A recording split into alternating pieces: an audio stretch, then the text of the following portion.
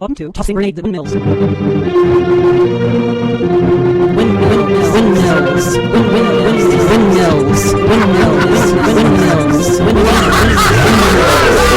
Windmills.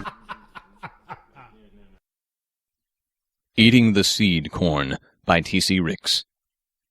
The crescent wrench was polished with the sweat and tears of the protesters Wah had beaten.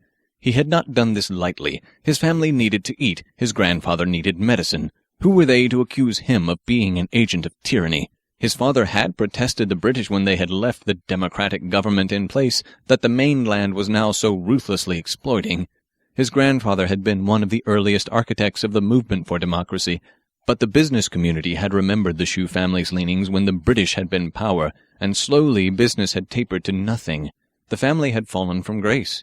Now his muscled back pounded the concrete barricade the democratic protesters had set up. Each time he put down his wrench, chips spun out in a tiny gray galaxy of boring stars. The other agitators were putting their fists and kicking at the blockade. The police had given up 3 days ago, and everyone knew it was a matter of time before the troops marched in and shot the protesters. But it was still taking too long.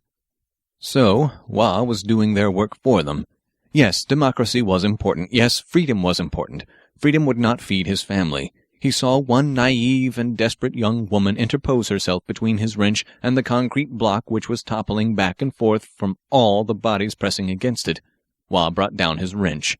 He had meant only to hit her on the shoulder, but the idiot put her head in the way. He heard a sickening crunch. He could just drop her here, and in the chaos no one would know the wiser. He took no chances and began to drag the woman out of the crowd, which was no easy task. The bodies pressed against him, the blood flowing from the unconscious woman's temple. Did she have brain damage? It seemed like forever. He had to kick at least 2 people who got in his way. Where was his wrench now? Eventually, wading through the swamp of humanity, he reached an ambulance. He told the cops that the woman had been wounded, and they loaded her up and took her away. Then they arrested him. How could they know?